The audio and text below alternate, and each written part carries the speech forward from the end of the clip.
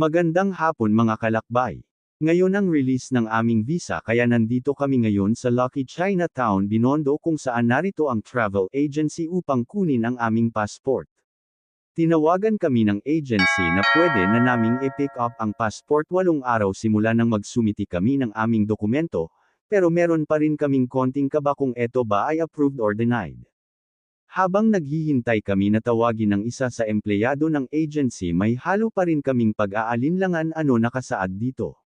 Sa totoo lang may halong saya at excitement habang ito ay aming sinisimulang buksan. Noong nakita na namin ang resulta nito, syempre shock kami. Hindi namin maipaliwanag ang saya at tuwa.